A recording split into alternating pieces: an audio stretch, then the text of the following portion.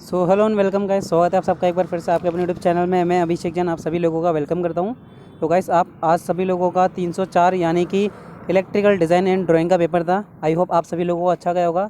तो जिन भी लोगों ने ऑब्जेक्टिव किए हैं, अब टाइम है कि आप अपने ऑब्जेक्टिव क्वेश्चन को चेक करें और देखें कि आपके कितने आंसर सही हैं और कितने गलत है। गाइस आज हमारे जो मैं बताऊँ ऑब्जेक्टिव में, आप मान के चलिए 29 क्वेश्चन एग्जैक्टली करेक्ट है।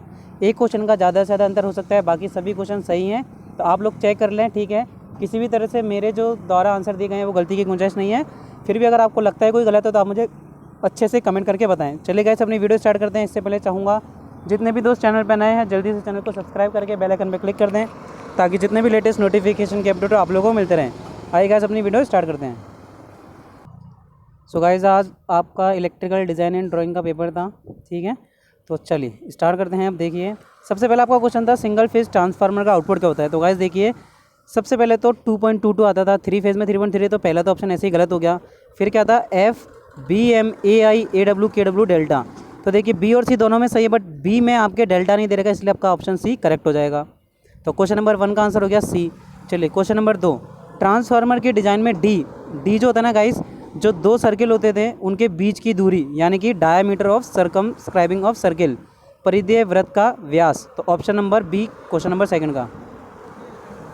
चलिए अगला देखिए question number 3, low voltage winding in the core type transformer design is kept near the core. यानी कि जो लो वोल्टेज वाइंडिंग है, ठीक है, क्यों रखी जाती है कोर के समीप। देखिए गाइस सबसे पहली बात कॉस्ट को कम करने के लिए, ठीक है।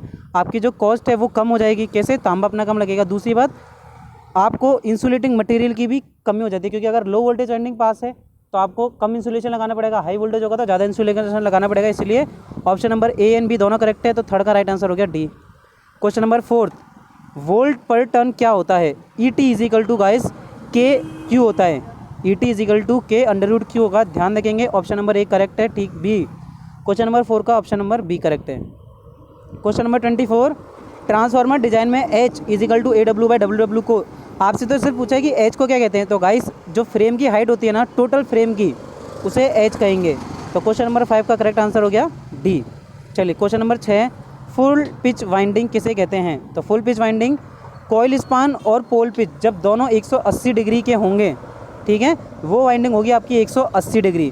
और अगर लेस देन 180 होगा तो आपका शॉर्ट पिच हो जाता है। बट आप इसने अपन से फुल पिच पूछा है तो ऑप्शन नंबर बी करेक्ट होगा। चलिए क्वेश्चन नंबर 7 की तरफ आएंगे। अब लैप वाइंडिंग में क्या कंडीशन होती है। गाइस ध्यान देखेंगे, देखिए जो आपका लैप वाइंडिंग है इसके अंदर बैक पिच और फ्रंट पिच दोनों बराबर होते हैं, ठीक है। तो इसीलिए क्वेश्चन नंबर 7 का आंसर हो जाएगा आपका सी, बैक पिच और फ्रंट पिच बराबर होते हैं। यहीं अगर लैप वाइंडिंग में बात करें तो बैक पिच का मान ज़्यादा होता है, फ्रंट पिच का कम होता है। क्वेश्चन नंबर 8, मान लीजिए किसी वाइंडिंग में पर पोल पर फेज 7/2 है, यानी कि 7.5 है। तो आप सबको देखिए नाम से ही पता पड़ रहा है भाई ये फ्रैक्शनल स्लॉट वाइंडिंग है, ठीक है। ईजी है क्वेश्चन नंबर 8, बहुत ईजी है। क्वेश्चन नंबर 8 का आंसर हो गया D. Question number 9, pole pitch का सही फॉर्मूला क्या होगा। तो पोल पिच का सही फॉर्मूला होता है total number of slots upon poles. तो बी ऑप्शन देखिए, स्टेटर स्लॉट्स की संख्या अपन पोलों की संख्या। तो क्वेश्चन नंबर 9 का आंसर हो गया बी। क्वेश्चन नंबर 10 देखेंगे अब अगला। क्वेश्चन नंबर 10 देखिए, डीसी मोटर का आउटपुट समीकरण, जो आपकी डीसी मोटर है आप लोगों ने देखी होगी, उसका आउटपुट समीकरण क्या होता है। Power is equal to C0D2LN। तो देखिए ये रहा। अब देखिए यहाँ पे L है मगर N स्पीड नहीं है, और स्पीड ये N है RPS वाली, तो इसीलिए सी ऑप्शन करेक्ट है आपका क्वेश्चन नंबर 10 का। क्वेश्चन नंबर 11 देखिए, पोल की संख्या बढ़ने पर पोल पिच का मान क्या होगा। ज़्यादा होगा, कम होगा, बराबर रहेगा या कुछ कहा नहीं जा सकता। तो क्वेश्चन नंबर 11 का सी देखिए गाइस, पोल पिच बढ़ने पर भी, ठीक है, पोल पिच बढ़ने के बावजूद पोल पिच का मान बराबर रहता है, ठीक है। पोल पिच बढ़ने पर पोल पिच समता बराबर रहती है। क्वेश्चन नंबर 12, C0 का फॉर्मूला। अगेन अब देखिए डीसी मोटर के लिए C0 का फॉर्मूला π² B एवरेज, यानी कि magnetic flux loading, AC electrical loading और इंटू 10⁻³ तो ये रहा आपका करेक्ट आंसर क्वेश्चन नंबर 12 का B. Question number 13, DC motor के डिज़ाइन में वर्गाकार ध्रुव पोल के लिए कोर लंबाई एवं पोल आर का रेशो होता है।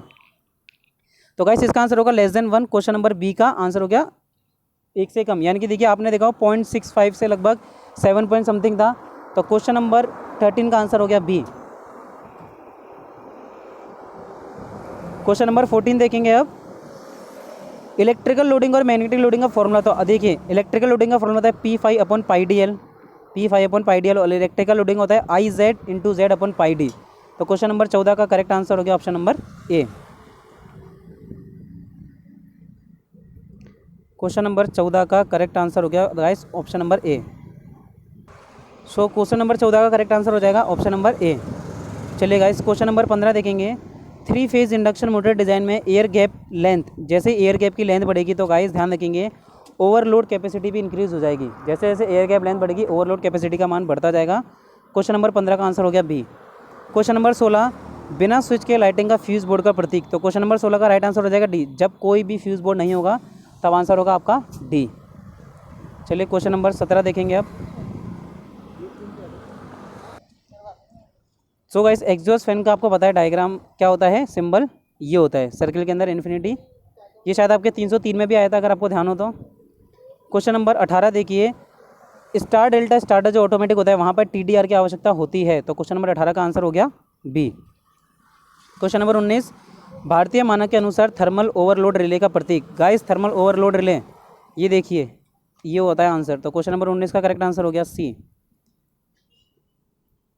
Question number B star delta starter में वाइंडिंग को स्टार में कनेक्ट करने से स्टार्टिंग करंट का मान। ध्यान रखेंगे जब भी आप स्टार्टिंग करंट को स्टार्ट में कनेक्ट करेंगे तो स्टार्टिंग करंट का मान कम हो जाता है। तो क्वेश्चन नंबर 20 का आंसर हो गया सी। क्वेश्चन नंबर 21 एक 3 phase 20 HP 400 volt 50 hertz square slip ring, हमेशा ध्यान रखेंगे स्लिप रिंग इंडक्शन मोटर के लिए सिर्फ और सिर्फ एक ही स्टार्टर है, rotor resistance starter, rotor resistance starter. Question number 22 दो 3 फेज इंडक्शन मोटर को पैरेलल में चलाने के लिए कौन सी कंडीशन इंपॉर्टेंट है। सो क्वेश्चन नंबर 22 का करेक्ट आंसर होगा B. After operating special motor start second motor. तो यानी कि क्वेश्चन नंबर 22 का आंसर हो गया बी। क्वेश्चन नंबर 23 देखिए। इनमें से 3 phase slip ring induction motor, guys slip ring induction motor में 3 स्लिप रिंग अलग से लगाते हैं, इसलिए देखिए करेक्ट आंसर होगा सी। क्वेश्चन नंबर 24 देखेंगे अब। DOL स्टार्टर ऑपरेशन में क्या होता है। गाइस देखिए DOL स्टार्टर में पूरी तरह से वोल्टेज पर ऑपरेट होता है, सही है। ये हरे पुश बटन से स्टार्ट और लाल से ऑफ होता है, ये भी सही है। यानी कि option number A C D option correct हो गया। करेक्ट आंसर हो गया क्वेश्चन नंबर 24 का डी। क्वेश्चन नंबर 25 ट्रांसफार्मर का पैरेलल ऑपरेशन में कौन सी चीज़ चारों में से सही है। देखिए ये तीनों गलत हैं। वोल्टेज रेशो क्वेश्चन नंबर 25 का करेक्ट आंसर होगा X/R ratio should be same. Question number 25 का करेक्ट आंसर हो गया बी। चलिए क्वेश्चन नंबर 26 देखेंगे। वेव वाइंडिंग में पैरेलल पाथ की संख्या कितनी होती है। तो वेव वाइंडिंग में पैरेलल पाथ की संख्या होती है 2। क्वेश्चन नंबर 27 30 HP की मोटर है, 415 volt 50 hertz slip ring induction motor को चलाने के लिए लोड करंट की आवश्यकता। आंसर आएगा 50 एम्पियर। करेक्ट आंसर होना चाहिए 50 एम्पियर। क्वेश्चन नंबर 28 75/5 ये विशिष्टि CT की होती है, यानी कि 75 एम्पियर इनपुट में है और आउटपुट में 5 एम्पियर मिल रहा है। Question number 29 DC compound generator के पैरेलल ऑपरेशन में कौन सा कथन सही है। तो गाइस B and C दोनों सही है। यानी कि देखिए फेज सीक्वेंस तो सेम होना ही चाहिए, साथ साथ टर्मिनल वोल्टेज भी सेम होनी चाहिए। क्वेश्चन नंबर 30 फेज सीक्वेंस नापने के लिए हम लोग सिंक्रोनोस्कोप का प्रयोग करते हैं। तो क्वेश्चन नंबर 30 का आंसर हो गया डी। सो ये था गाइस आज का आपका क्वेश्चन पेपर। आई होप आपको सारे आंसर मैच हो गए होंगे। किसी भी क्वेश्चन में आपको किसी भी तरह का डाउट है तो कमेंट करके जरूर बताएं, और वीडियो अच्छी लगे तो वीडियो को लाइक और शेयर करना ना भूलें। थैंक यू गाइस, मिलते हैं अपनी नेक्स्ट वीडियो में।